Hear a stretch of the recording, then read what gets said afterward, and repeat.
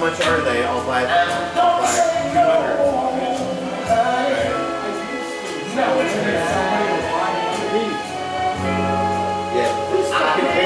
I tried to run this picture and get something else. I couldn't get it. Okay, Daryl, let's go. Some photographs just don't do right. I mean, I don't look bad, but it's also like a situational witness, right? It looks good in every light. I know. I usually sell a piece like this for $20 on a table.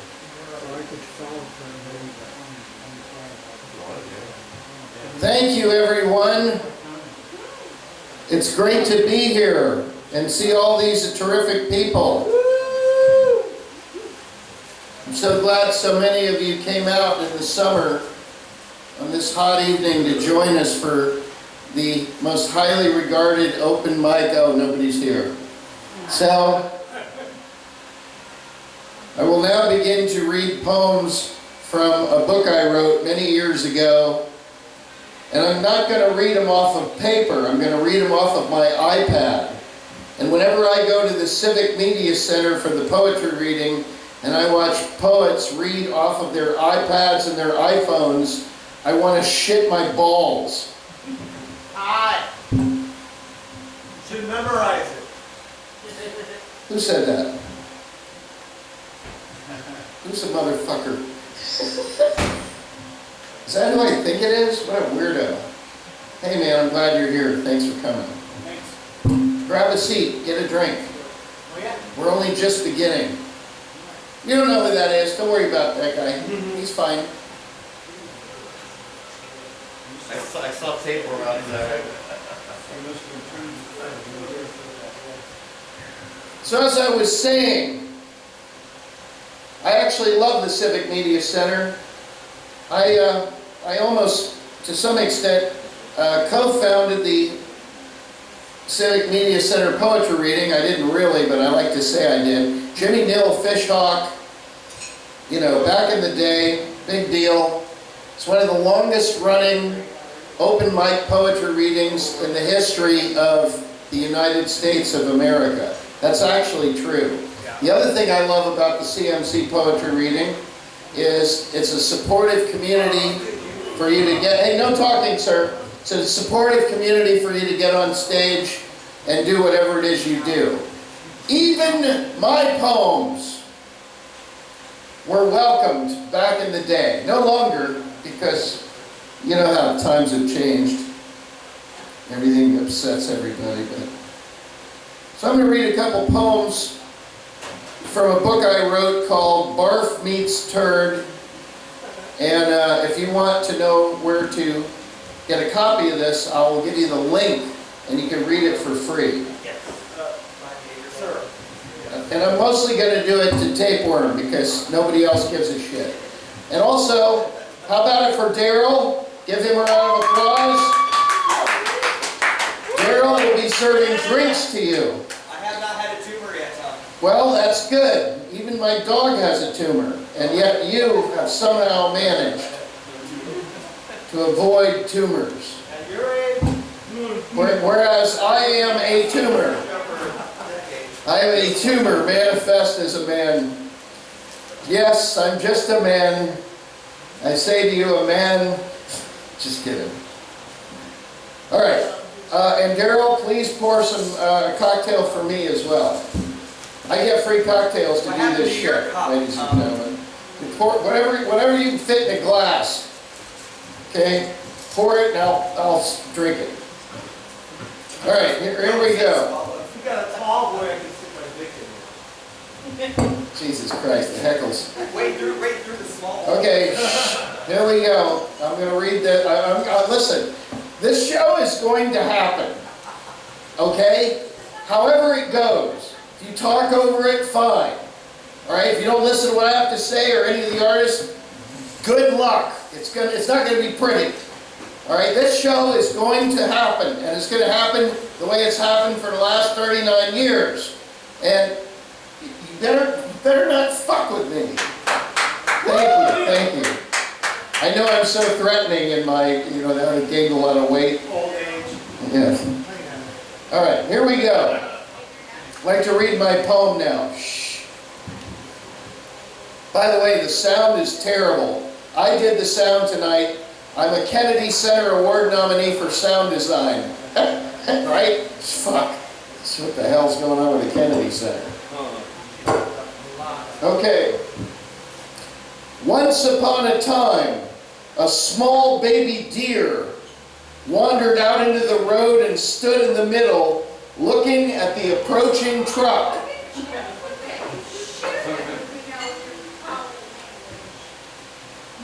Is that me? Are you yelling at me? Okay, good. Get out of the way, the truck driver shouted. He beeped the horn. The small baby deer began to run as the truck struck the buck in the cunt of its nuts. Yeah. You gotta know words. You gotta know words if you're gonna be a poet. Okay? I'm a good poet, man. I'm sorry, I didn't mean to gender. I'm a good poet. Fuck you. Now here's one I wrote called Poems for Dogs. Here's a poem I wrote for dogs. As man's best friends, they poop a lot. And we pick up their dirty droppings and kiss their mouths after their own asses they were a-lapping. So, everybody clap for that at the CMC. Now, listen, I don't just do one side of the fence, you know what I'm saying? I got a poem for cats, too. Yeah. Poem for cats. While I was sleeping, cozy and sound, the cat got on me and turned around and sat his ass into my mouth and took a dump which did not clump the way it does inside the box. Diarrhea really sucks. Thank you. Oh, you guys are just like the CMC. Doesn't matter what I read, you like it. That happened, right? That happened, oh That's yeah. a cat scat. Yeah. Is that how inside the box right there? And you know what happened right after that? I was like, I went to the bathroom and I shit the cat shit. Because it had gone in. So I shit the cat shit. I shit the cat shit 2 bits. Back in my day when we ate cat shit. Alright, here we go. Oh shit. I really hate the sound of my voice, generally speaking. Me too. And also through this sound system. Once upon a time in the small village of Fucko, there lived a little girl named Snatch. She was named Snatch by her parents, the king and queen, because as a child, Wendy would snatch trinkets and jewelry and put them in her mouth. One day the king and queen brought Snatch to a banquet they were throwing for the prince. One of the noblemen approached the family and said, "What an adorable little girl you have there. What's her name?" "Snatch," replied the king and queen. "Horrid anus of the boars. Do you not know that the word snatch means vagina?" Snatch reached up and ripped the nobleman's dick off and put it in her mouth. "Oh, she knows, believe me," said the king. And from that day forward, From that day forward, the nobleman peed out of a slit. Nobody? Okay, it's not the CMC. Bill and Lester were on their way to the moon in a rocket ship. No, you just quiet now. Shh, no heckling. Bill and Lester were on their way to the moon in a rocket ship. But it did not matter, since the pressure had long escaped the vessel and they were frozen.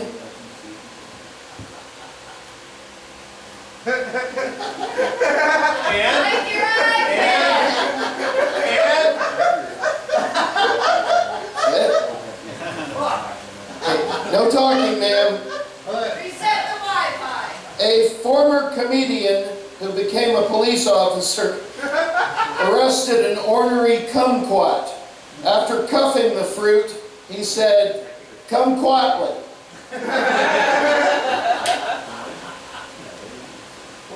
Larry the bird had a worm in his mouth, and was happily chomping on it when suddenly and without warning, he totally ate it. John Paul Wilkinson was a firefighter before his tragic death in a swimming pool. Shh, no talking, ma'am. I can actually see you. You're the only two here. Philip Valenzuela was the best matador in all of Germany.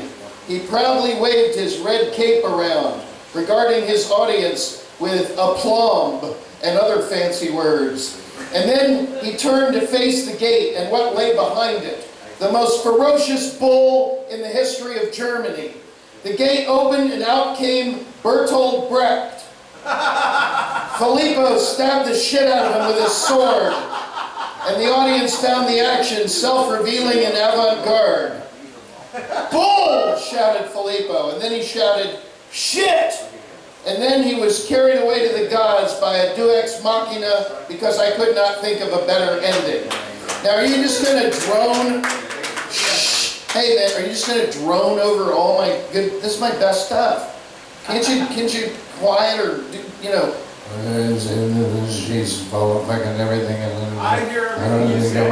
I hate the show and everything. It makes me pay attention. Can't wait for this thing to be over with. Tom and they're so bad at his writing. A guy walks up to a bum and says, "Can I have some change?" And the bum says, "Hey, that's my line." And the guy says, "That's okay, don't worry, I already have some." The bum says, "Well, fuck, can I have some?" And the guy says, "No." Thank you. 3 sheep were grazing in the field when a wolf came. "Feel better?" asked one of the sheep.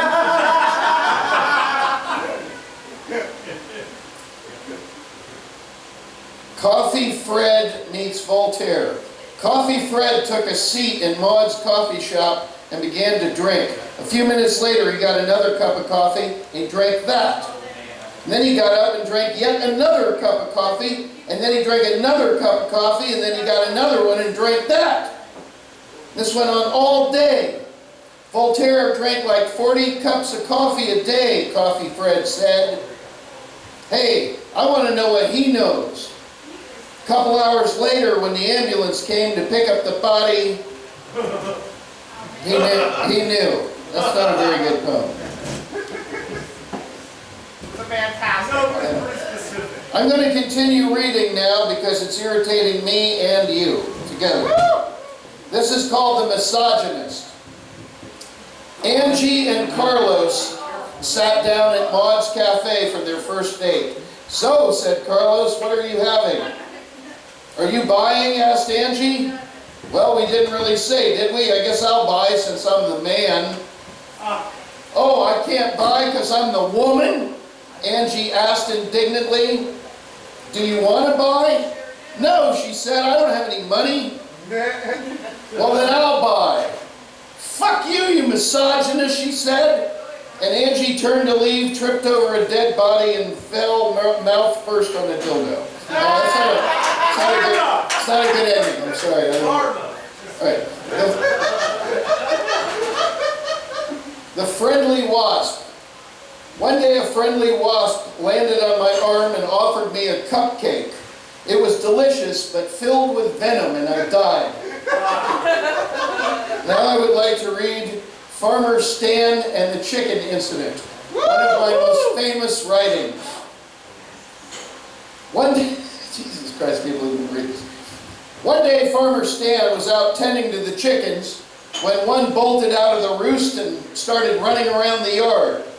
"You come back here right now, you motherfucker! You goddamn cocksucking chicken! Get your goddamn motherfucking cocksucking ass back in the fucking coop, you goddamn bastard chicken!" And the chicken replied, gobble fucking free! Run, gobble gobble, fuck a farmer, gobble gobble!" And he weaved this way and that way to avoid being captured. "You cunt! You cunt!" shouted the farmer. "You dumb cunt! You fucking cunt! I'm gonna get you, you fucking faggot!" Gobble gobble, run, flee, gobble gobble, suck a dick, bye!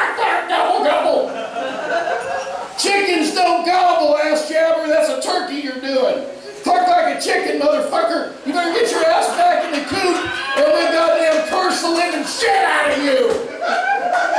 Gobble, gobble, dick farmer. Eat, eat, eat.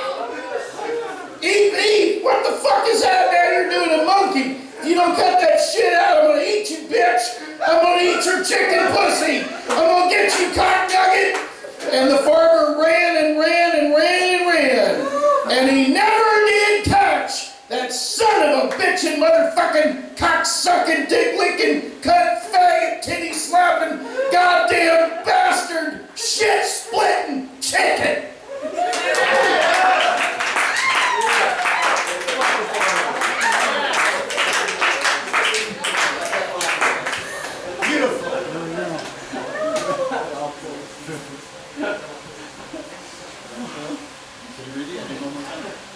Jesus Christ. I have to take a breather on that one. Alright, I don't want to read any more of this shit. Thank you very much, ladies and gentlemen. That's just a taste. Just a little taste. Alright, you want to do music or religion? You tell me.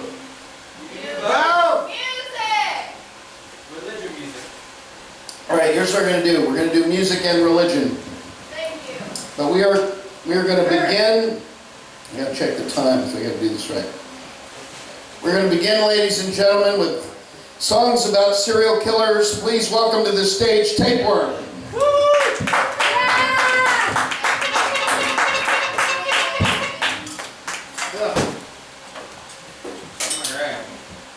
I'm going to do a song about religion. Well, it's not my song. It's because Eric Boucher's birthday today, also known as Jello Biafra, turned 66. Instead of, the abortion song I usually play, I'm going to play an old Dead Kennedy song. Which one? Growing Boy Needs His Lunch. And then maybe Insight. Usually I play the cover last, but this one's, maybe I'll do a Dead Kennedy song at the end and one at the beginning. Yeah. At lowly gas stations with mini marts, you'll find rows of them for sale.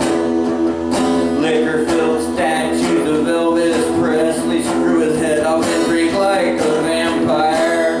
His disciples flock to such a big shrine across from the graceless mansion, a shopping mall filled with prayer rags and Jesus dolls. And I wonder,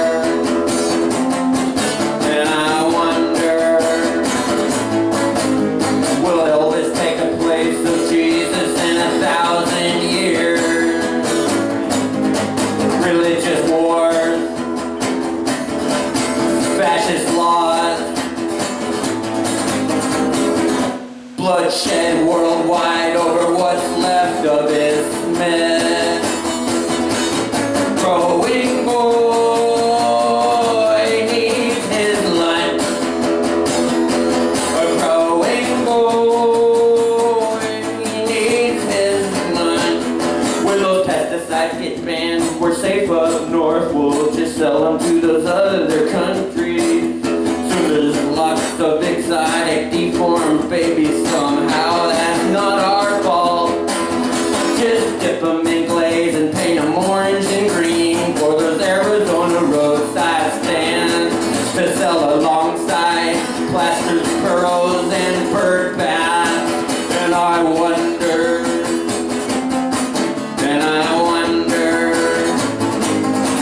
why so many insects around us will feed off the dead.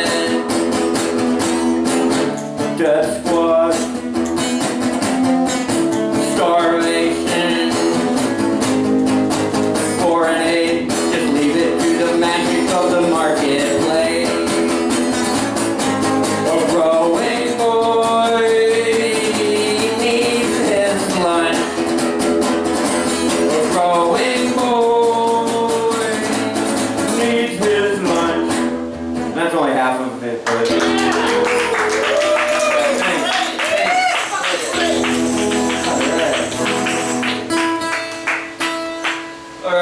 today is also not only Jello Biafra's 66th birthday, it's William McDonald's 100th birthday. William McDonald turns 100 years old today.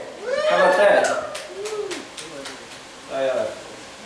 I didn't write the music for this one, but Bill McDonald, he's a Sydney mutilator. Bill McDonald had a bag. It was well made. In that bag he had a knife with a long sharp blade, with a stab here and a stab there. Here a stab, there a stab. Bill was bad. When Sydney, Australia was afraid. Bill McDonald liked to carve. He owned a sandwich shop. He brought James Hackett back and Hackett up there on the spot. With a chop here and a chop there. Here a chop, there a chop, everywhere a chop. Bill McDonald had a problem. Soon he was caught. 100 years old today. Alright, now Dale Hausner's death day is day after tomorrow.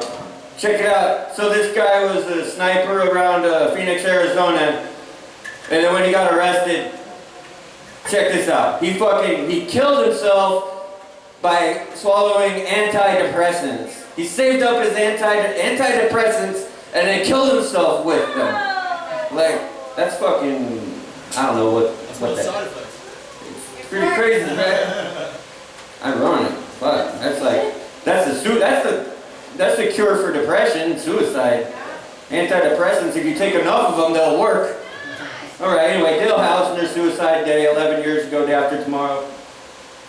13 months of burning, stuff, murder in 2005 and 6 around Phoenix where Sandy Man and Dale Hausner drive. Also, the baseline rapist, active at the same time. It was not safe in broad daylight and even less so in the night. A photojournalist verified News Dale and interviewed Mike Tyson, which happened to satisfy Dale. And Sam went out to buy some meth. They made a mess around Mesa. People stayed inside. When the Nathaniel Shopner tried to save a canine, they both died. Whoever rode shotgun would load the shotgun and snort a couple of lines on the hunt. Shooters must target through their bloodshot eyes. Story made the news, the snipers laughing, victim family cried. Ashley Armenta took a shot to the head, somehow survived. During the pedestrians were blasted, their bodies off the road. Trepidation, far and wide, no turning back, no end in sight. It was like a game. How many points for someone on a bike? On the last day of July, they were finally identified. Detectives put a tail on them under surveillance and high evidence began to pile up. No doubt these were the guys.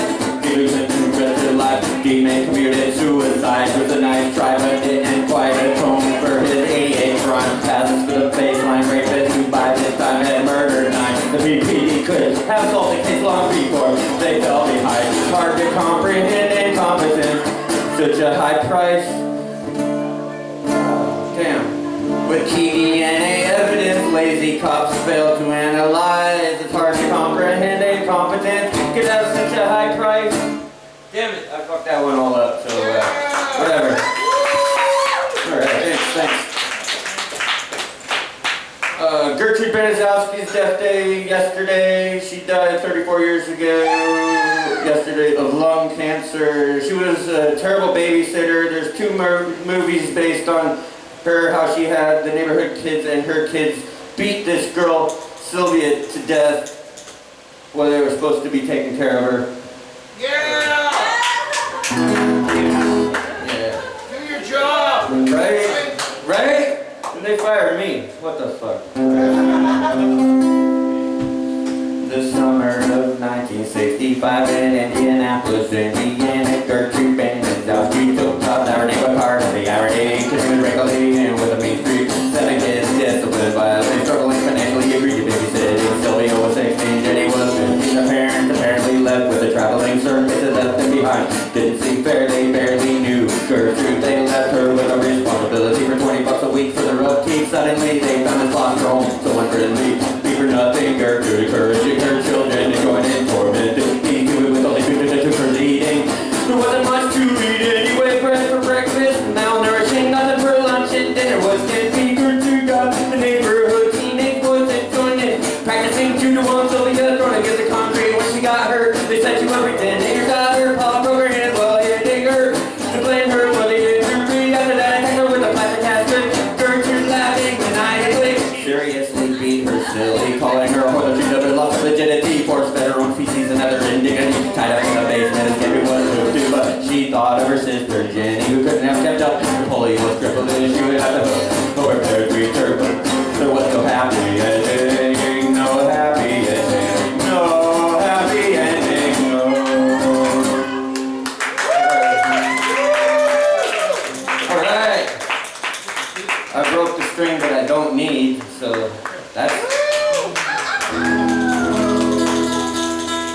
Alright, Carl Panzerem's birthday's coming up.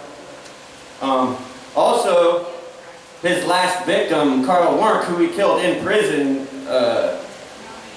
his death day was Thursday. 95 years ago Thursday. And let's see, he was born in 1891, so next week he turns 91, 134? 134-ish? I don't know. I gotta do the math, but anyway.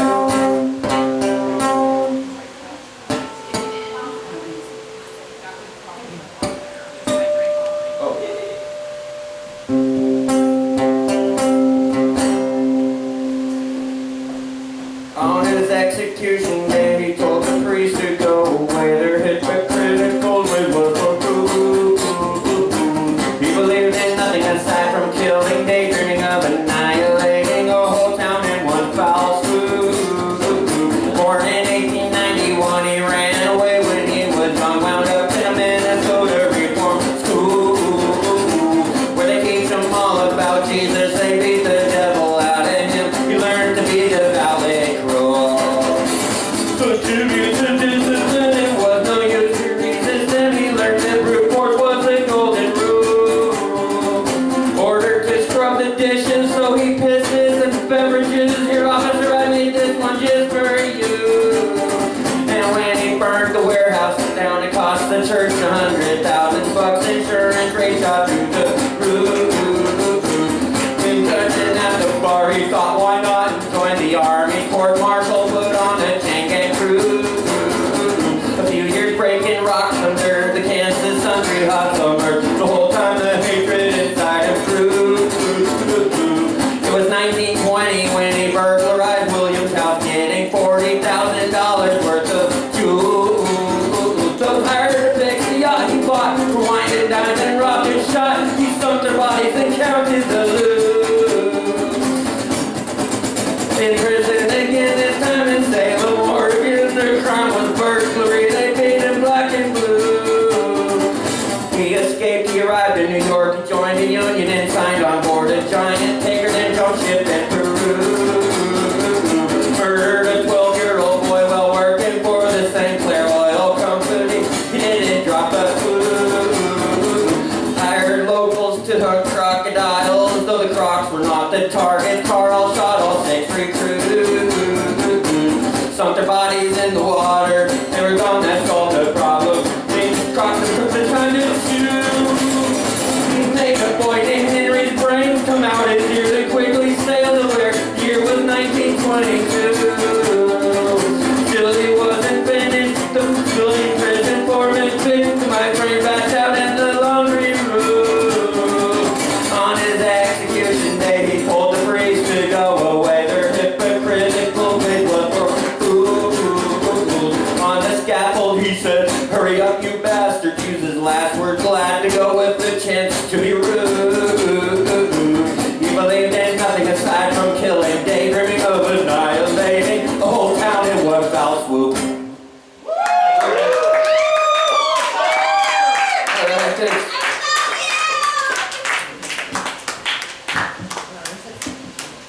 Alright, so Jello Biafra's 66th birthday. Here's one you might remember. Give me convenience or give me death. Sing along if you know. So the second verse is the same as the first. So I'll say it, everybody sing it too. Who's that kid in the back of the room? Who's that kid in the back of the room? Setting all his things on fire. Setting all his things on fire. Where did he get that crazy smile? Where did he get that crazy smile? We all think he's really weird. We all think he's really weird. We never talked to him. He never looked quite right. He just laughed at us and we just beat him up and why. He's escaped our side. We've never seen him with a girl. We've never seen him with a girl. He's talking to himself again. Talking to himself again. Why doesn't he want tons of friends? Why doesn't he want tons of friends? Said he's bored when to hang around. Said he's bored when to hang around. We never talked to him. He never looked quite right.